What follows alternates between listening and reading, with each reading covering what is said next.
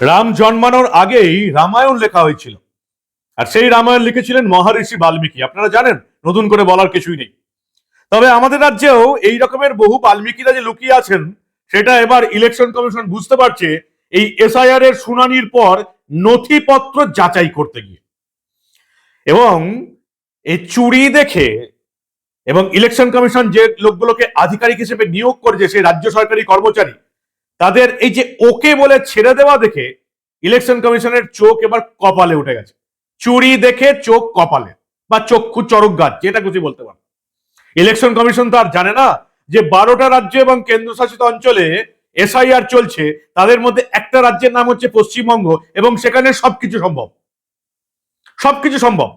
সেখানে ভুয়ো বাপ পাওয়া যায়, বাপের নামে দুর্নীতি পাওয়া যায়, এবং সেখানে ইলেকশন কমিশন খুঁজে পেয়েছে এমন এমন কাণ্ড যে বার্থ সার্টিফিকেট ইস্যু হয়েছে department of health and family welfare থেকে, জন্মানোর আগেই বার্থ সার্টিফিকেট ইস্যু হয়ে গেছে।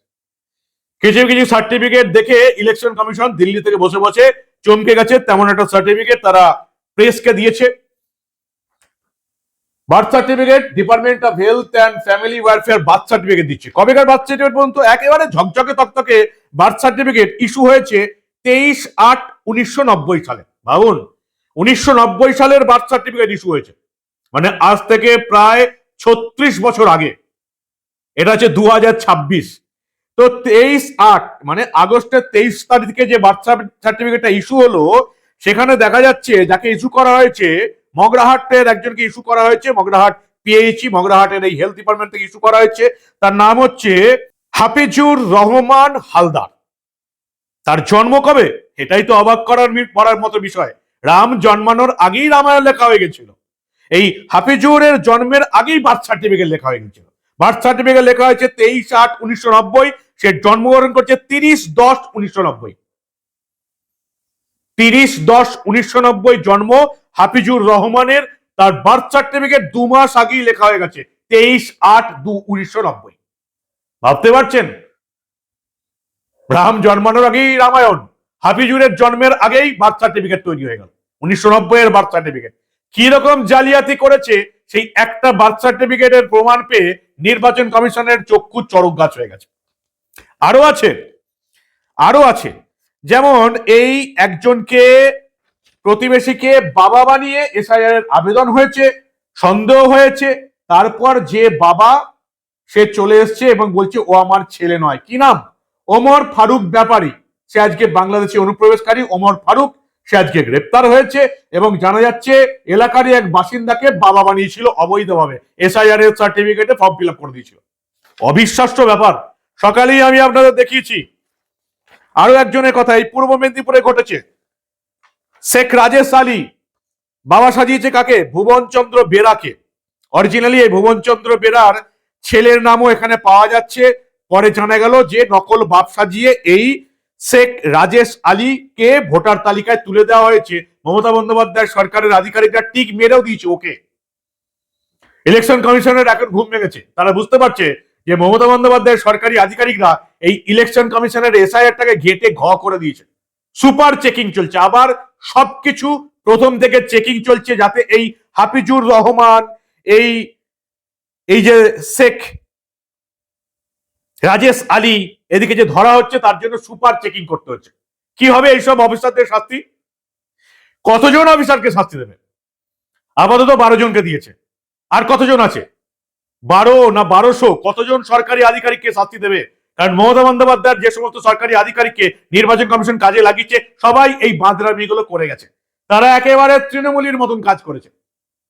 এদের সবার বিরুদ্ধে এফআইআর করতে পারবে, এদের সবাইকে সাসপেন্ড করতে পারবে। ওই যে আমি বলেছিলাম না, প্রথম রাতেই যদি বিড়াল মারতো, প্রথম রাতেই যদি 4টে বিডিও, 4টে বিএলও এবং 4টে জেলা শাসককে জেলে পুরে দিতে পারতো, তাহলে আজকে এই দিনটা দেখতে হতো না। যদি নির্বাচন কমিশন সিদ্ধান্ত নিয়েছে, যে সিদ্ধান্তের সঙ্গে আপনারা অনেকেই একমত, যে আগে এসআইআরটা হয়ে যাক, শুনানি হয়ে যাক, তারপরে দেখবো আধিকারিকদের, তারপরে দেখে কি লাভটা হবে। এই লাখ লাখ ঘোটালা এবার এই কদিনের মধ্যে নির্বাচন কমিশন ঠিক করতে পারবে তো? উল্টে আর একটা বিপদ হয়েছে, আজকে একটা নতুন বিপদ এসে দাঁড়িয়েছে। কি নতুন বিপদ? যাদের এই যে এসআইআর এ বিভিন্ন সার্টিফিকেট জমা করেছে, প্রায় 1 লাখের উপর ভোটার, তাদের সবকিছু নথি আবার বাইরে। কেউ বিহার বোর্ড থেকে পাস করেছে, কেউ মধ্যপ্রদেশ থেকে পাস করেছে, অথচ এই নাকি এই বাংলার বাসিন্দা। কি হবে? 1 লাখের ওপর নথি যাচাই করতে দেওয়া হয়েছিল এই সমস্ত রাজ্যগুলিতে, একটাও এখনো ফেরত আসেনি। মনোজ আগরওয়াল বলছেন যে দেখা যাক কি কি ফেরত আসে বা কি কি ফেরত আসে না। 1 লাখের ওপর ভোটার, কি হবে যদি ফেরত না আসে? বাতিল হয়ে যাবে।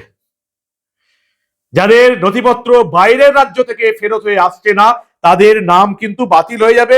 যদিও মনোজ আগরওয়াল বলছেন যে আপাতত দেখা হচ্ছে যে 21শে ফেব্রুয়ারির মধ্যে সম্পূর্ণ ভেরিফিকেশন প্রক্রিয়া শেষ হওয়ার কথা।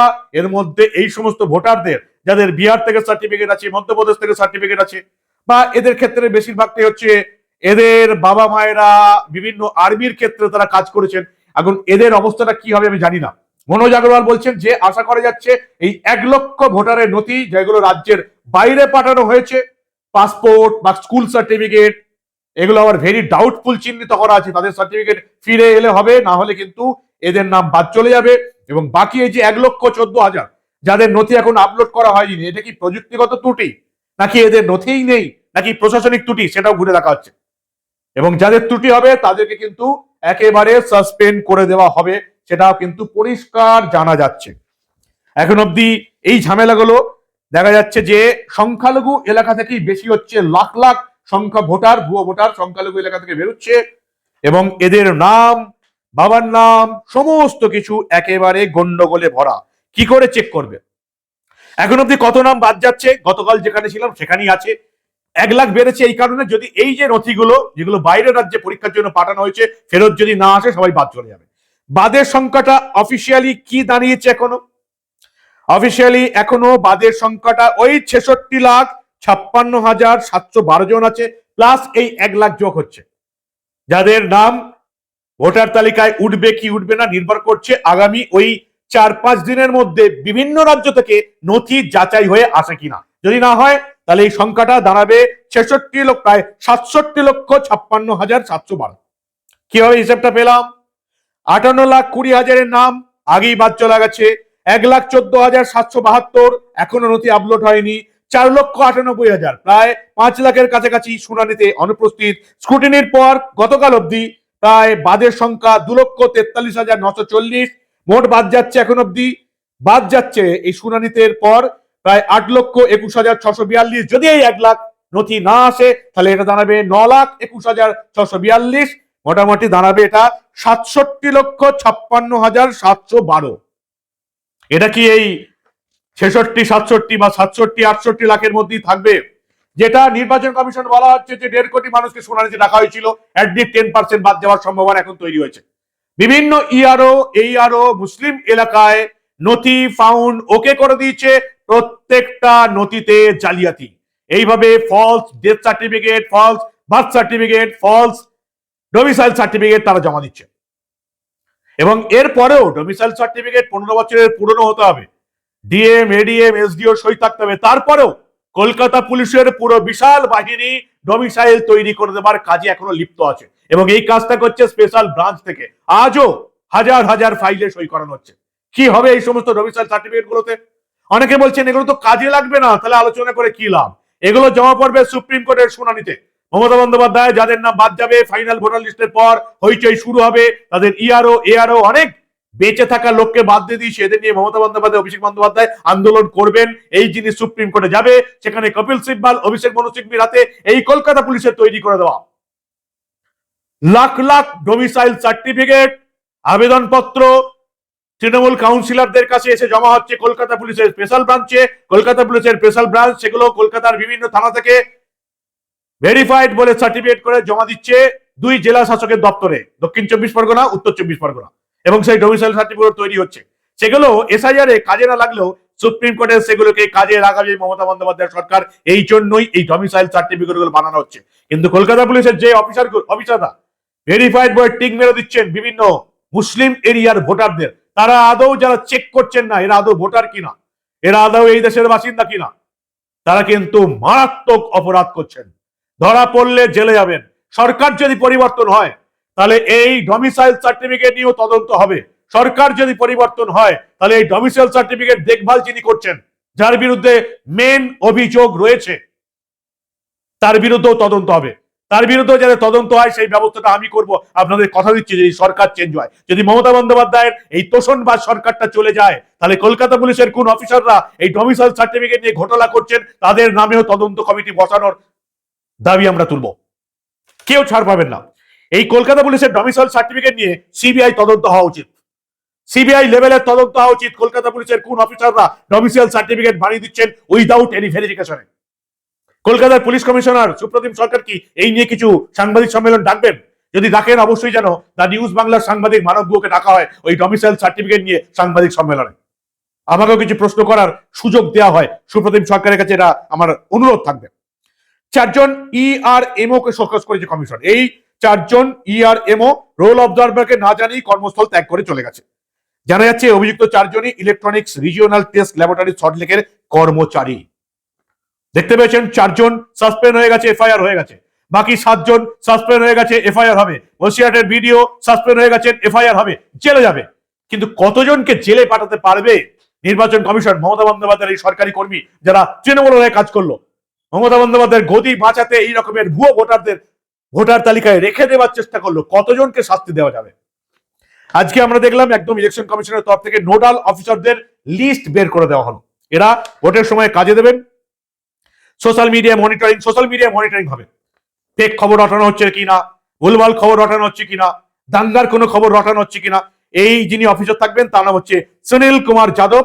ইনি হচ্ছেন IPS DIG coastal security WB West Bengal. ট্রান্সপোর্টে যিনি থাকবেন এই যে Sabyasachi Raman Mishra, IPS IGP CIF WB। তেমনি force management, welfare, communication, training, VVIP security, postal ব্যালটের দায়িত্ব কে থাকবেন? Biswajit Ghosh, IPS DIG legal WB। কিন্তু পোস্টাল ব্যালটে যে ঘোটালাটা কলকাতা পুলিশের তরফ থেকে করা হয়, সেই ঘোটালা কি Biswajit Ghosh IPS DIG legal West Bengal আটকাতে পারবেন? এখানে কোনো ইন্ডিয়া ক্যাডারের কোনো অফিসারকে আনতে হবে এই পোস্টাল ব্যালট নিয়ে, যাতে কলকাতা পুলিশের বিশেষ কিছু অফিসার পোস্টাল ব্যালট নিয়েও ঘোটালা করতে না পারে।